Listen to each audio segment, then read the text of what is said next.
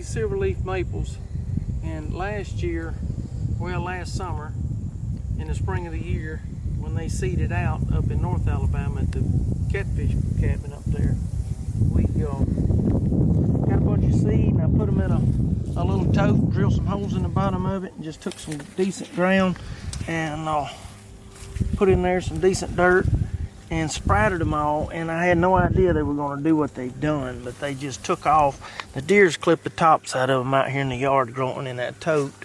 So we're going to have to put something around them to protect them. But we're planting them here in the yard. Left over when you're dressing rabbits and squirrels, or if you bowfish or whatever, stuff like that goes good, you know, underneath these. I always like put them down, you know, dig the hole a little bit deeper and then just plant the stuff, you know, a little bit deeper. You don't want the roots actually on it, and then put a little layer of dirt and then plant your tree on top of it, and that'll be a little bit of fertilizer to help kick it off. But these things are really root bound in that tote, so we had to tear a lot of the roots up to get them apart, but we tried to rinse all the soil out from around them, and probably 30 in a little bitty tote like that.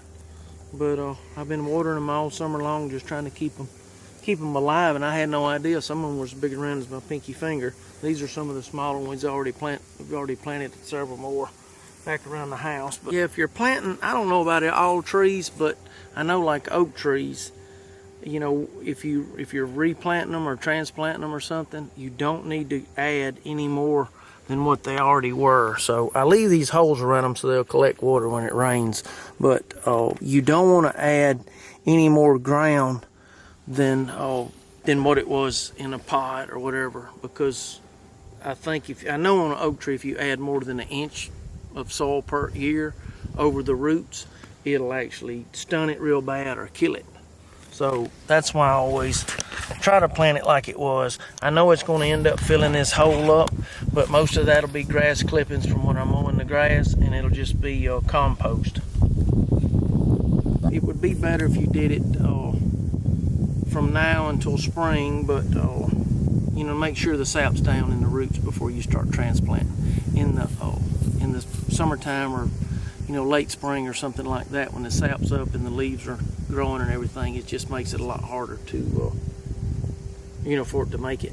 Oh yeah, and also if you're transplanting something, if you'll take off 2/3 of the foliage, if you are planting it in warm weather, then it's going to be easier on the root system to you know, to accommodate, because you're transplanting it. So, and I've planted a bunch of stuff. You can see the trees all the way around here that I've planted over the years. I mean, I got sawtooth and pear trees and sycamore trees and cypress trees, and even got a redwood tree growing over there close to the shed that's really doing good. But cypress trees, even up on top of this old sandy hill, they're making it. But I've always loved to plant and love to feed the deer. But I've got like a row of 2 rows of crab apples down through there, and you can watch the deer in the fall of the year just wearing them out. So that and the pear trees, these pear trees will have enough on it. If the frost don't get the blossoms in the spring of the year, then they'll be breaking the limbs on them. And I always take the potash from the fire pits, take the front end loader, and I go around and I put it around my fruit trees and stuff, so it makes it you know, helps them out a whole lot.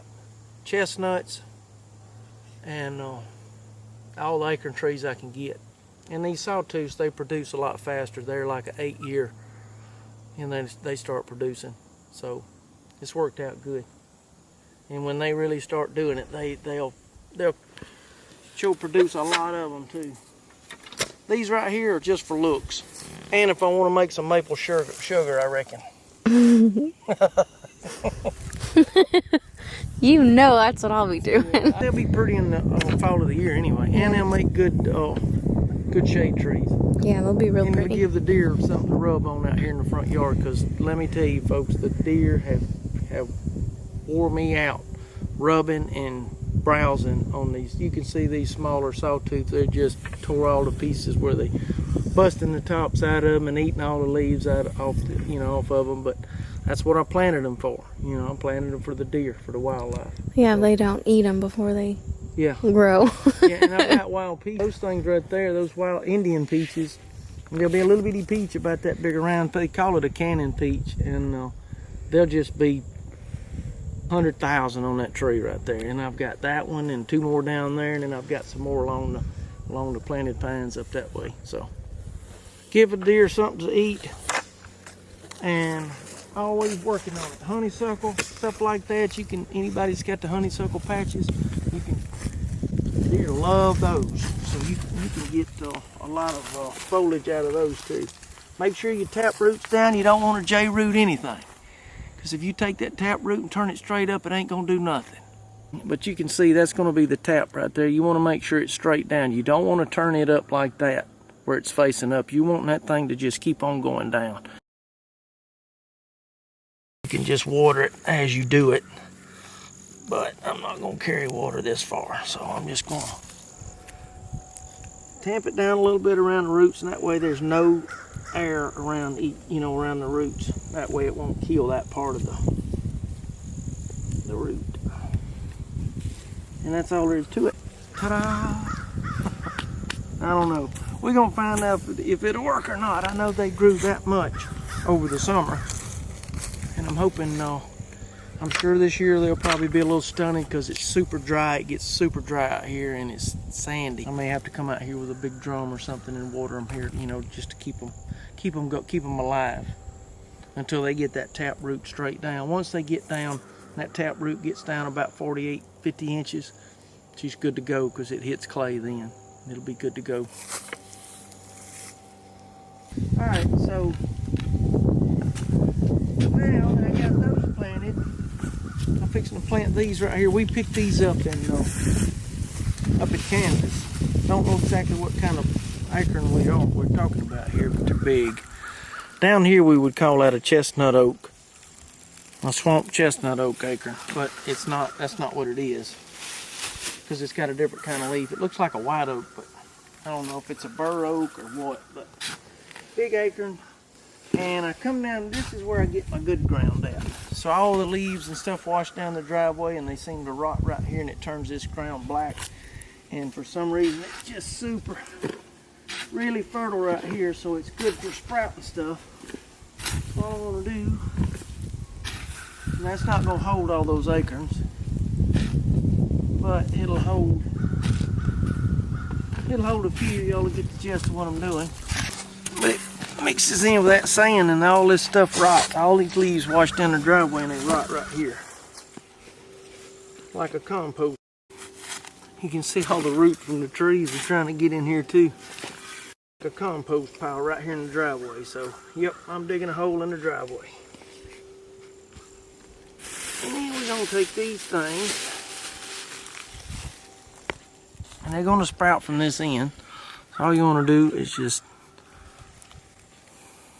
like a squirrel was putting them in the ground.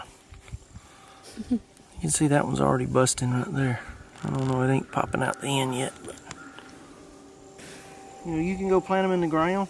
It's just this way I know I'm guaranteed a tree for every hole that I dig out there in the yard, and I'm not waiting, to see.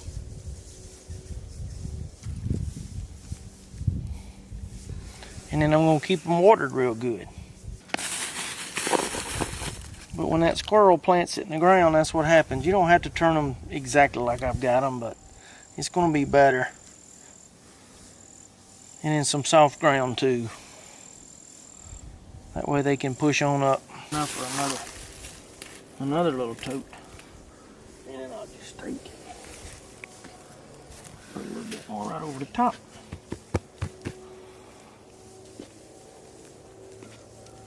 And put some water in it.